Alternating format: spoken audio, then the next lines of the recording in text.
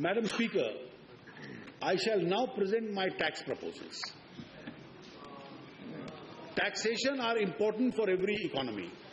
To fund government expenditure on security and welfare of people, the interim budget 2014-15, my predecessors had set a tax revenue collection target of direct taxes as well as indirect taxes, which appear to be ambitious. I propose to retain these targets. It shall be my endeavour to achieve the same. The impact of tax changes now have of course been factored into in the budget estimates of 2014-15. While preparing the tax proposals, I had to encounter challenge of an extremely limited fiscal space. Nonetheless, I propose to introduce measures to revive the economy, to promote investment in manufacturing sector, rationalize tax provisions so that I can reduce litigation, as also to address the problem of inverted duty structures in certain areas. I propose to give some relief to the individual taxpayers and certain sectors of the economy.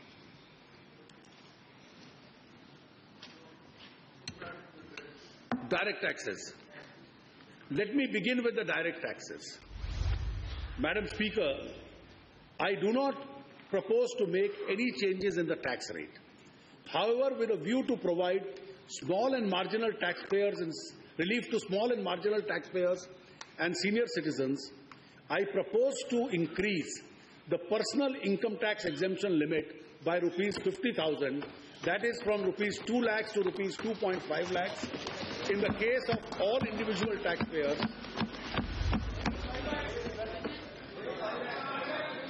who are below the age of 60 years. Similarly, I also propose to raise the exemption limit from rupees 2.5 lakhs to rupees 3 lakhs in the case of senior citizens. I do not propose to make any change in the rate of surcharge either for corporates or individuals, HUFs or firms. The education cess for all taxpayers will continue at 3%. In the year 2012-13, the gross domestic savings were 30.1% of the GDP, as compared to 33.7% in the year 2009-10. Increase in savings and their productive use leads to higher economic growth. The households are the main contributors to the savings. Therefore, to encourage domestic investments in long-term savings, I propose to increase the investment limit under Section 80C to all income taxpayers from rupees 1 lakh to rupees 1.5 lakhs. Housing continues to be an area of concern for the middle and the lower class due to high cost of financing. Therefore, to reduce the burden, I propose to increase the deduction limit on account of interest on loans in respect of self-occupied property from rupees 1.5 lakh to rupees 2 lakhs. Infrastructure and construction sectors have a significant role in the economy. Growth in these sectors is necessary to revive the economy and generate jobs for millions of our young boys and girls.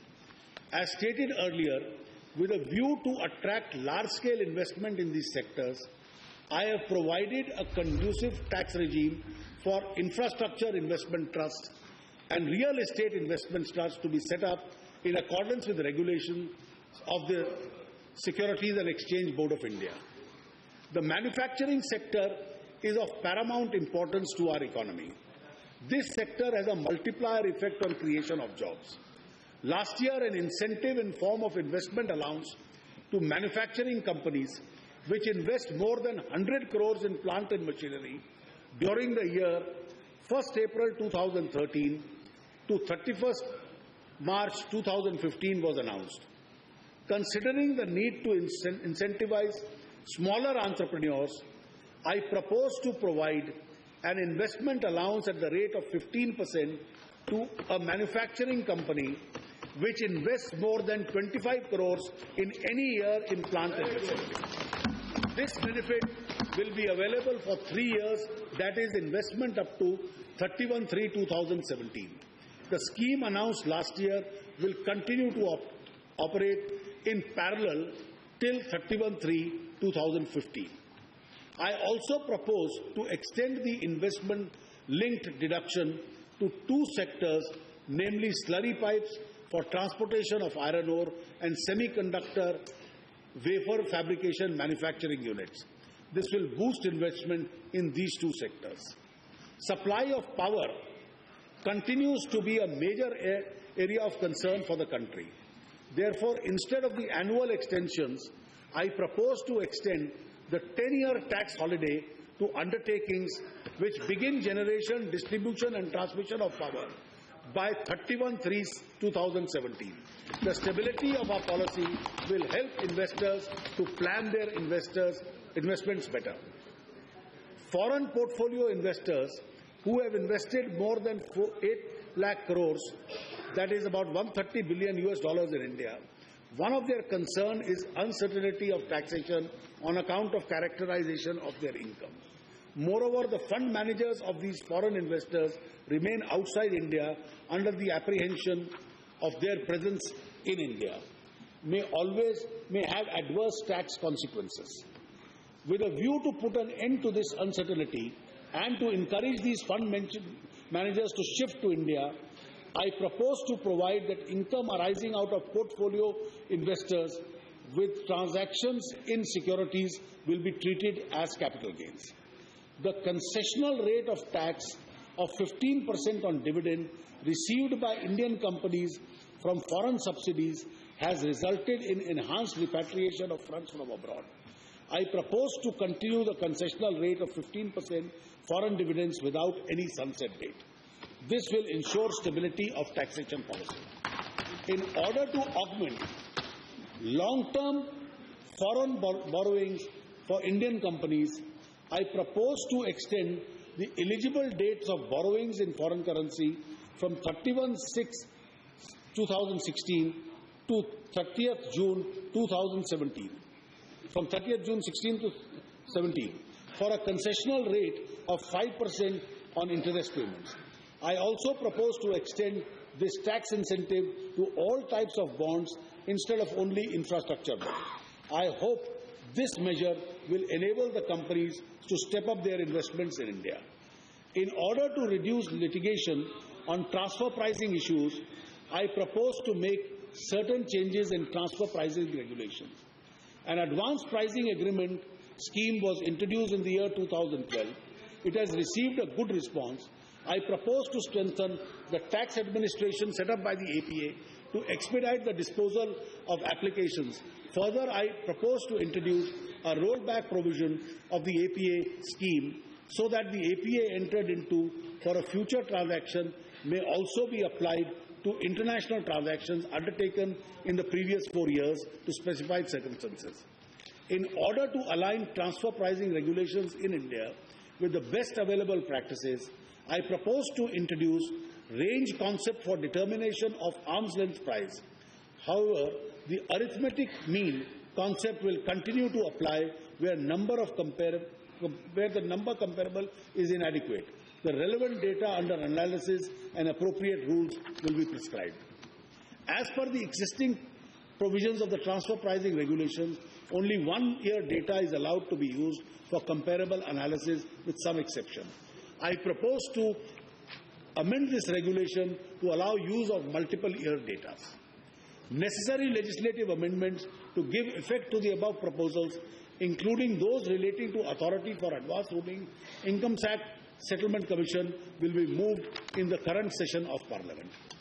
In the case of mutual funds, other equities-oriented funds, the capital gains arising out of transfer of units held for more than a year is taxed at a concessional rate of 10%, whereas direct investments in banks and other debt instruments attract a higher rate of tax.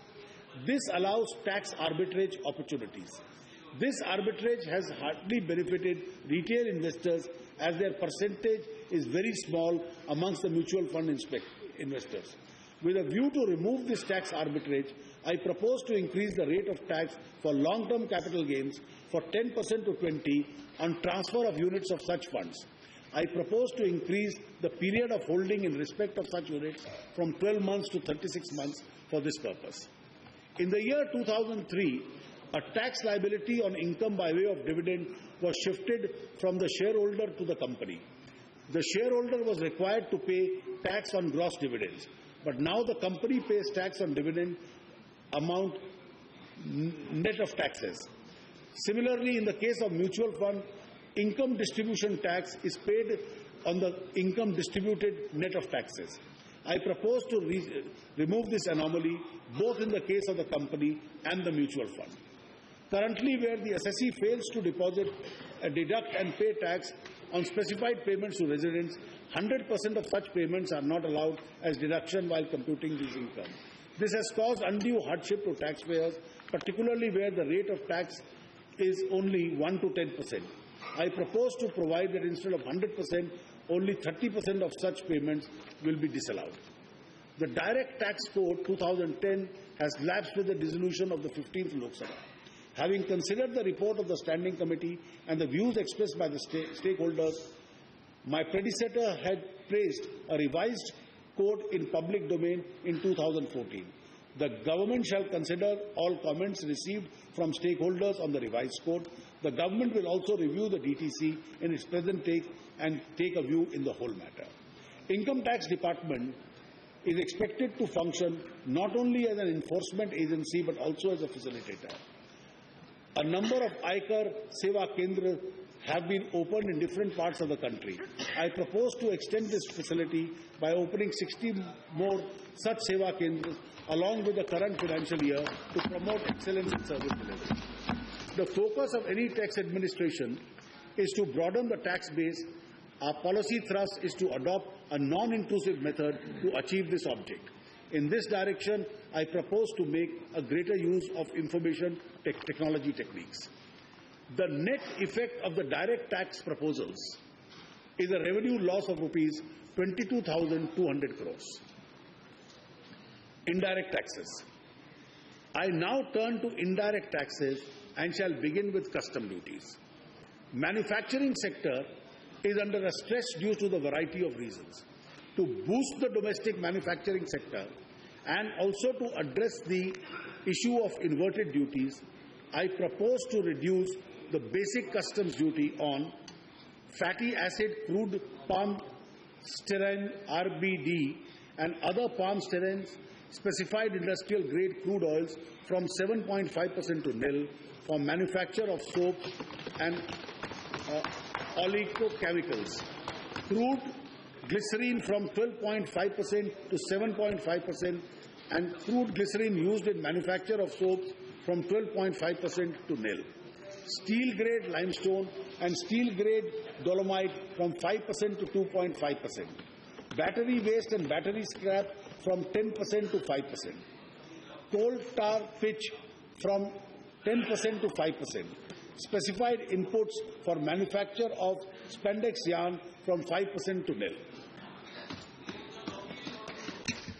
In order to encourage new investment and capacity additions in chemicals and petrochemical sectors, I propose to reduce basic custom duty on reformate from 10% to 2.5%, on ethane, propane, ethylene, propylene, butadiene and orthoxylene from 5% to 2.5%, on methyl alcohol and denatured ethyl alcohol from 7.5% to 5%, and in crude naphthalene from 10% to 5%.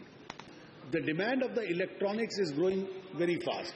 To boost domestic production and reduce our dependence on imports, I intend to take the following steps. Impose basic custom duty of 10% on specified telecommunication products that are outside the purview of the Information Technology Agreement. Exempt all inputs, components used in the manufacture of personal computers from 4% special additional duty. Impose educational cess on imported electronic products to provide parity between domestically produced goods and imported goods. Exempt 4% SAD on PVC and ribbon used for manufacture of smart cards. Cathode rays TVs are used by the weaker sections who cannot afford to buy more expensive flat panel TVs. I propose to exempt color picture tubes from basic custom duty to make cathode rays TVs cheaper. The duty concession will help to revive the manufacturing of the TVs in the SME sector and create employment opportunity. At the same time, to encourage production of LCDs, LEDs and TVs below 19 inches in India, I propose to reduce the basic custom duty on LCD, LED panels below 19 inches and 10% to nil. Further, to encourage manufacture of LCDs, LED panels, I propose to exempt them from basic custom duty specified inputs in their manufacture. The domestic stainless steel industry is presently suffering from severe underutilization of capacity. To give an impetus to stainless steel industry, I propose to increase the basic customs duty on imported flat rolled products of stainless steel from 5% to 7.5%. We need to maximize our utilization of solar power. The existing duty structure incentivizes imports rather than domestic manufacturing on solar photovoltaic cells and modules. Therefore, I propose to exempt from basic custom duty specified inputs to use in the manufacture of EVA sheets and black sheets, flat copper wires and manufacture of PV ribbons. A concessional basic custom duty of 5% is also being extended to machinery equipment required for setting up of project for solar energy production. To promote wind energy, I propose to reduce basic custom duty from 10% to 5% on forged steel rings used in manufacturing bearings of wind-operated electricity generators. Also, I propose to exempt the SAD of 4% on parts of raw materials required for manufacture of wind-operated generators. Further, I propose to prescribe a concessional basic custom duty of 5% on machinery and equipment required for setting up of compressed biogas plants. I have only highlighted some of the proposals in Budget 2014-15. I am sure these measures would incentivize value, generic income and create more jobs. I have also undertaken several tax rationalization measures. At present, coal attracts a custom duty at different rates. I propose to rationalize these duty structures on all non-agglomerated coal at 2.5% of basic custom duty and 2% CVD. Henceforth, anthracite coal, bituminous coal, coking coal, steam coal and other coal will attract the same duty. This will eliminate all assessment disputes and transactional costs associated with testing of various parameters of coal. Metallurgical coke is manufactured out of coking coal. The basic custom duty on metallurgical coke is being increased from nil to 2.5% in line with the duty of coking coal. Ships imported for breaking up attract basic custom duty at 5%. As against this, melting scrap of iron or steel attracts a basic custom duty of 2.5%. I propose to rationalize the duty on ship-breaking scrap and melting scrap of iron and steel by reducing the basic custom duty on ship imported for breaking up from 5% to 2.5%. Semi-processed, half-cut or broken diamonds are at present exempted from basic custom duty. As against this, cut and polished diamonds and colored gemstones attract basic custom duty of 2%. To prevent misuse and avoid assessment disputes, the basic custom duty on semi-processed, half-cut, broken diamonds, cut and polished diamonds and colored gemstones is being rationalized at 2.5%. To encourage exports, pre-forms of precious or semi-precious stones are being fully exempted from basic custom duty. To encourage exports of ready-made garments, I propose to increase the base duty-free entitlement of import of trimmings, embellishments and other items from 3% to 5% of their value of their exports. Considering the need to conserve our national resources, I propose to increase the export duty on bauxite from 10% to 20%. The free baggage allowance under baggage rules, which was last revised in 2012, as a measure of passenger facilitation, I propose to increase the baggage fare from rupees 35,000 to rupees 45,000. I shall now deal with the excise duties. To provide the fillip to capital goods, consumable durables and automatic sectors and give our commitment to revive economic growth, I have already extended the excise duty concessions beyond 30th June 2014 for a period of 6 months up to 31st December 2014. We expect the industry to show positive results in the coming months. In continuation of this, I have made more proposals to boost domestic production. Minimization of harvest and poor harvest losses of agricultural produces is an important measure for tackling food inflation and ensuring food security. The losses of fruits, vegetables are mainly due to adequate processing capacity. To incentivize expansion of processing capacity, I propose to reduce the excise duty on specified food processing and packaging machinery from 10% to 6%. As a measure of relief to the footwear industry, most of which are SMEs, I propose to reduce excise duties from 12% to 6% on footwear of retail piece exceeding 500 pairs, but not exceeding rupees 500 per pair, but not exceeding rupees 1,000 per pair. Footwear of retail price up to rupees 500 per pair will continue to remain exempted. I propose to withdraw the concessional excise duty, 2% without Senvet benefit and 6% with Senvet benefit on smart cards, which with a levy of uniform excise duty at 12%. Consequently, import will attract a higher CVD and will help domestic industry.